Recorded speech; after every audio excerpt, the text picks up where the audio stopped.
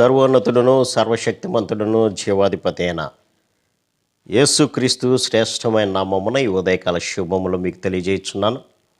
ఇది నా దేవుని యొక్క వాక్య ధ్యానము. మా శత్రువులను అనగదొక్కువాడు ఆయనే. 108వ కీర్తన 13వ వచనము. అవును ప్రియులారా, మన యొక్క శత్రువులను అనగదొక్కేటువంటి వాడు దేవుడే.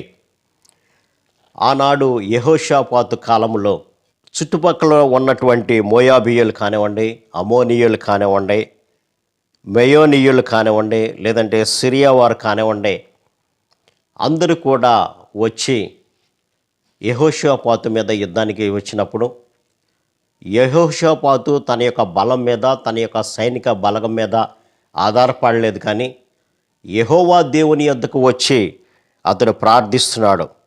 మా దేవా, నీవు వారికి తీర్పు తీర్చవా? మా మీదికి వచ్చు ఈ గొప్ప సైన్యముతో యుద్ధము చేయుటకు మాకు శక్తి చాలదు, ఏమి చేయుటకునో మాకు తోచదు, నీవే మాకు దిక్కు అని ప్రార్థన చేశాను.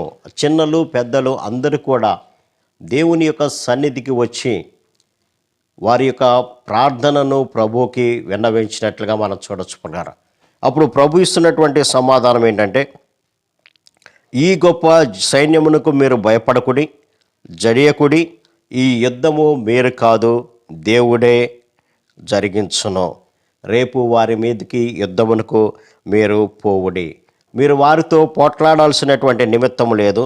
ఈ యుద్ధము యెహోవాయే జరిగించును, కాబట్టి మీరు భయపడకడి అన్నప్పుడు వారు చేసినటువంటి పని ఏంటంటే, గాయకులను గాయకురాండ్రను ఏర్పాటు చేసుకొని యెహోవాను స్తుతించుటకు గాయకులను ఏర్పరచి వారి పరిశుద్ధ అలంకారములు ధరించి సైన్యము ముందర నడుచుచు యెహోవా కృప నిరంతరమును ఆయనను స్తుతించుడి అని స్తోత్రము చేయుటకు వారిని నియమించును.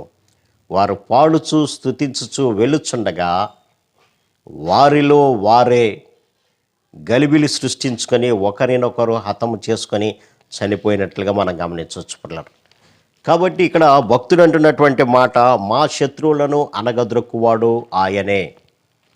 ఆ శత్రువుని ఎదిరించడానికి కావాల్సినటువంటి శక్తి మనకు ఉండదు. కానీ ఎప్పుడైతే ప్రభువుని వేడుకున్నారో వాళ్ళు, అయ్యా నీవే మాకు దిక్కు, ఏమి చేయాలో మాకు తెలియదని ప్రభు సన్నిధిలో గోజాడినప్పుడు ఆయన అద్భుత రీతిగా వారికి సహాయం చేశాడు. ఈనాడు మనము కూడా మనకు తెలియనటువంటి శత్రువు అయినటువంటి సాతానుడు ఎవరిని మృంగుదమా అని తిరుగుతూ ఉన్నాడు. గర్జించు సింహంలాగా తిరుగుతున్నాడు. అయితే నీవు నేను వాడితో యుద్ధం చేయడానికి మనకు శక్తి చాలదు. కాబట్టి ప్రభు యొక్క సహాయాన్ని కోరాలి. ఎందుకనంటే ఈ లోకంలో ఉన్నటువంటి సాతానుడు ఆయుధాలతో మన మీదకి యుద్ధానికి రాడు. కానీ మనలో ఉన్నటువంటి అవయవాలతోనే మనము యుద్ధము చేయనట్లుగా సహాయము చేస్తూ ఉంటాడు. మన కన్నే మనకు విరోధిగా మారుతుంది, మన నోరే మనకు విరోధిగా మారుతుంది, మన చెవులే మనకు విరోధిగా మారుతుంది. అటువంటి విరోధులందరినీ కూడా మనము అనగదొక్కాలంటే మనకు శక్తి చాలదు. కానీ దేవుని యొక్క ఆత్మ జ్ఞానాన్ని మనం పొందుకున్నప్పుడే వాటిని జయించడానికి శక్తి పొందుతాం. అందుకనే పౌలు భక్తుడు అంటాడు, తుదకు ప్రభు యొక్క మహాశక్తిని బట్టి మీరు బలవంతులు కండి అని అంటాడు. కాబట్టి అటువంటి కంటికి కనబడినటువంటి సాతాను చేత మనం యుద్ధం చేయాలి అని అంటే దేవుని యొక్క సహాయం వల్లనే మాత్రమే అది సాధ్యపడుతుంది.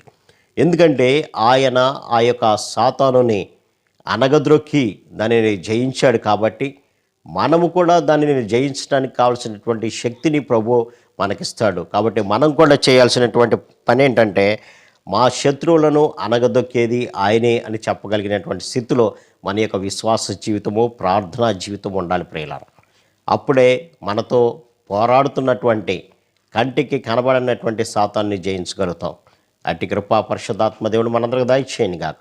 ఆమేన్. ప్రార్థన. సర్వశక్తుడా, ప్రేమ గల మా తండ్రి, ఆనాడు యెహోషాపాతు నీవే మాకు దిక్కు అన్నాడు నాయన. అయితే ఈనాడు విశ్వాసులైనటువంటి మేము నాయన, కంటికి కనపడకుండా నేత్రాశల చేత, జీవపు డంబాల చేత, శరీరాశ చేత ఆకర్షించబడుతున్నటువంటి వాటిని ఎదుర్కోవడానికి కావాల్సినటువంటి శక్తి మాకు దొరకదు. కానీ మీ వల్ల మాత్రమే దాన్ని పొందుకోగలుగుతాం నాయన. కాబట్టి మీ మీద ఆధారపడి ఈ సాతాను యొక్క కుయుక్తులను మేము ఎదుర్కోవడానికి కావాల్సినటువంటి జ్ఞానమును కృపను దయచేయమని యేసు నామమున అడిగి వేడుకొంచున్నాం తండ్రి. ఆమేన్. God bless.